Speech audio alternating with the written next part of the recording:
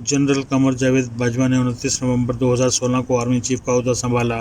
इस वक्त lieutenant general Rizwan Akhtar DG/ISI थे। इन्हें इस ओहदे पर अभी 2 साल हुए थे।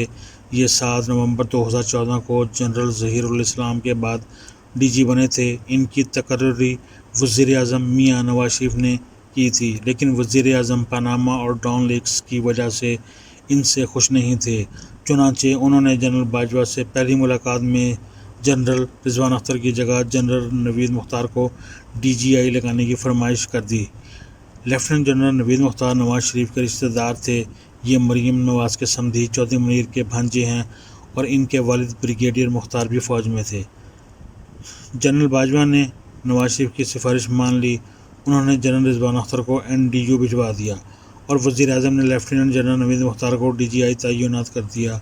ताहम आर्मी चीफ ने मेजर जनरल फैज़ हमीद को DGC मुकर्रर कर दिया। DGC आर्मी चीफ और DGI के बाद इस्टेब्लिशमेंट में तीसरा अहम तरीन ओहदा होता है। जनरल फैज़ हमीद के ससुर brigadier retired Mohammad Farooq general Bajwa के ससुर major general retired Ejaz Amjad के दोस्त थे। लिहाजा जनरल बाजवा और जनरल फैज़ दोनों एक दूसरे के फैमिली फ्रेंड हैं। हम आज जनरल फैज़ हमीद से लाख इख्तलाफ करें, लेकिन इनमें एक कमाल की खूबी है। ये डिलीवरी एक्सपर्ट हैं। इन्हें जो काम सौंप दिया जाए ये वो काम रिकॉर्ड मुद्दत में मुकम्मल करते हैं और इसका मलबा भी साफ़ कर देते हैं। इस्टेब्लिशमेंट में सियासतदानों और सियासी पार्टियों से सिर्फ DGI और DGC रब्ता करते हैं। जनरल रिजवान अख्तर ने अपने दौर में MQM को फारिग करके इसके वतन से 3 पार्टियां पैदा कर दी थीं।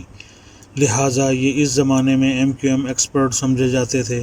ये NDU चले गए, लेकिन MQM से इनका रब्ता बरकरार रहा। ये रब्ता आर्मी क़यादत के नोटिस में आ गया। जनरल रिजवान को बुला कर समझाया गया। उन्होंने वादा कर लिया, लेकिन ये बाज न आए और MQM से मुसलसल रब्ते में रहे।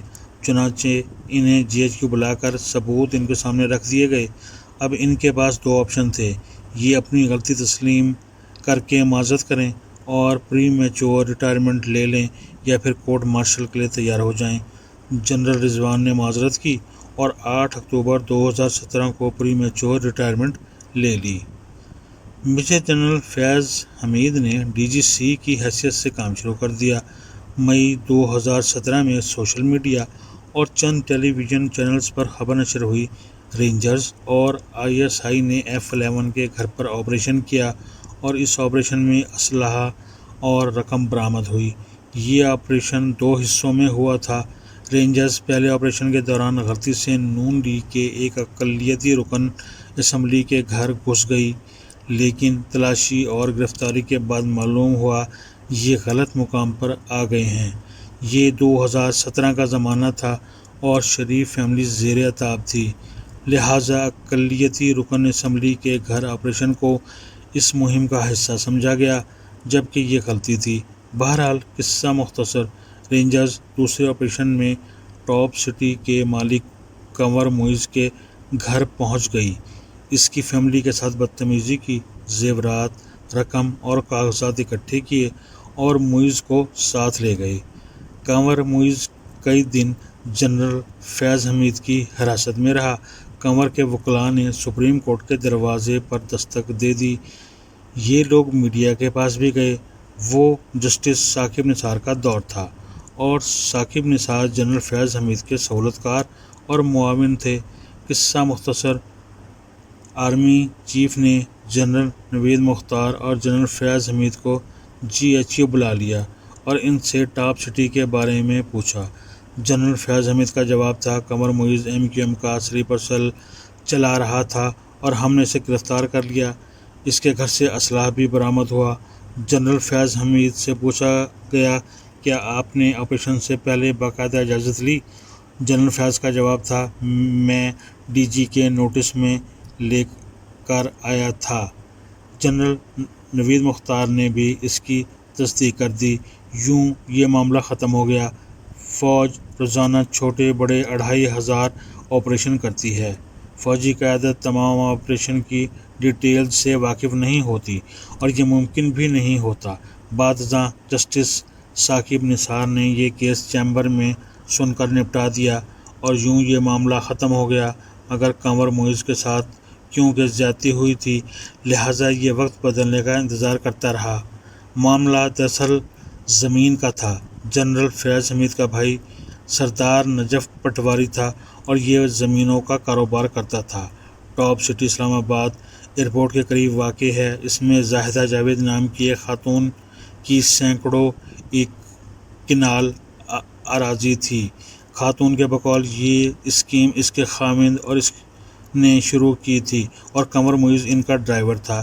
اس نے ان کے اعتبار کا ناجائز فائدہ اٹھا کر اسکیم پر قبضہ کر لیا۔ اس کا خاوند یہ صدمہ برداشت نہ کر سکا اور فوت ہو گیا۔ وہ اسکیم اور زمین کی واپسی کے لیے مختلف بااثر لوگوں کے پاس جاتی رہی۔ اس سلسلے میں اس نے جنرل فیاض حمید کے بھائی سردار نجف سے بھی رابطہ کر لیا اور یوں دونوں بھائیوں نے موقع کا فائدہ اٹھانے کا فیصلہ کر لیا۔ قمر معیز اردو اسپیکنگ ہے اور اس کا تعلق کراچی سے ہے، لہٰذا اسے MQM کا سلیپر سیل قرار دے کر اس کے گھر چھاپہ مار دیا گیا اور اس میں دونوں بھائی 400 تولے سونا، ہیرے، قیمتی گھڑیاں اور رقم کھا گئے اور اس سے زمینیں بھی ہتھیا لیں۔ بہرحال قصہ مختصر، عمران خان جنرل فیاض حمید اور جسٹس ثاقب نثار کی مدد سے وزیر اعظم بن گئے اور جنرل فیاض سیاہ و سفید کے مالک ہو گئے۔ جنرل عاصم منیر DGI بن گئے، لیکن عمران خان بات جنرل فیاض کی مانتے تھے۔ جنرل فیاض نے سازش کر کے جنرل عاصم منیر کو ہٹوا دیا اور ان کے بعد عمران خان نے انہیں DGI بنا دیا۔ اس کے بعد جنرل فیاض حمید حکومت کے ماتحت نہ رہے بلکہ یہ خود حکومت بن گئے اور وزیر اعظم، کابینہ، عدلیہ اور پارلیمنٹ کو چلانے لگے۔ انہوں نے پارلیمنٹ چلانے کی ذمہ داری اپنے ایک پرانے دوست اور ساتھی کرنل ریٹائرڈ لیاقت کو سونپ دی تھی۔ کرنل لیاقت نے پارلیمنٹ ہاؤس میں دفتر بنایا اور یہ حکومت اور اپوزیشن دونوں کو چلانے اور دوڑانے لگے۔ اس پر ایک بار شاہد خاقان عباسی نے اعتراض کرتے ہوئے کہا تھا، حکومت اپنے اور ہمارے ارکان کو ایک ہی کرنل کے ذریعے مینیج کر رہی ہے، یہ ہمارے ساتھ زیادتی ہے، لہٰذا ہمارے لیے ایک الگ کرنل کا انتظام کیا جائے۔ قصہ مزید مختصر، جنرل فیاض نے first lady Bushra be be کو بھی شیشے میں اتار لیا اور یہ بھی ان پر اندھا دھند اعتماد کرنے لگیں۔ جنرل فیاض حمید نے اس دوران ایک دلچسپ پلان بنایا۔ انہوں نے جنرل باجوہ کو ایکسٹینشن کے لیے تیار کیا۔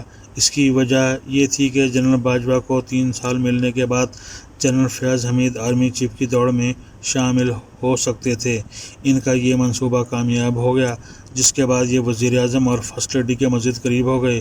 ان کا خیال تھا وزیر اعظم جنرل باجوہ کے بعد انہیں آرمی چیف بنا دیں گے، یہ اس کے بعد نون لیگ اور پیپلز پارٹی کو جڑوں سے اکھاڑ دیں گے، ان کی قیادت کے خلاف فیصلے آئیں گے اور یہ ڈسکوالیفائی ہو جائیں گے۔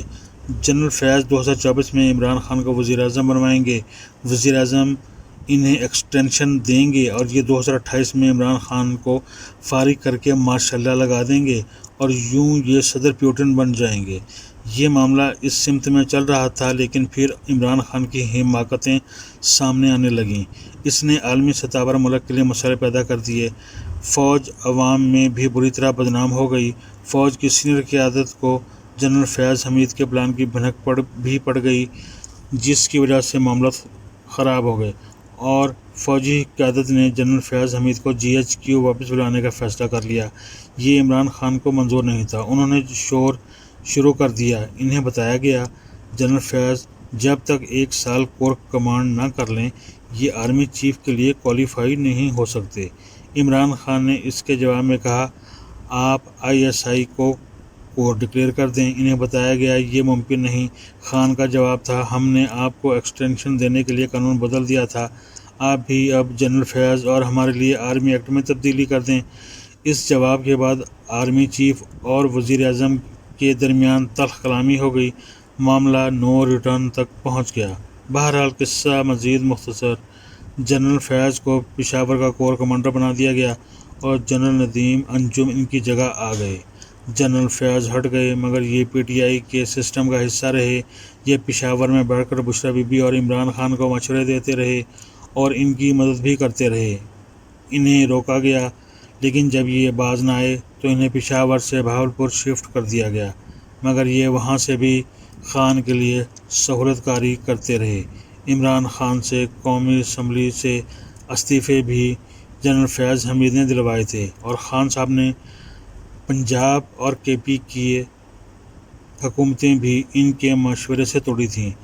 جنرل عاصم منیر کی تقرری رکوانے کے لیے لانگ مارچ کا مشورہ بھی جنرل فیاض نے دیا تھا۔ پی ٹی آئی کی سوشل میڈیا ٹیم کو بھی یہ ہینڈل کر رہے تھے۔ انہوں نے سعودی شاہی خاندان کو جنرل عاصم منیر کے عقائد کے بارے میں بھی غلط اطلاعات دی تھیں، تاہم اس کے باوجود general Asim Munir army chief تعینات ہو گئے، جس کے بعد جنرل فیاض نے ریٹائرمنٹ لے لی، لیکن انہوں نے پی ٹی آئی کی سہولت کاری سے ریٹائرمنٹ نہ لی۔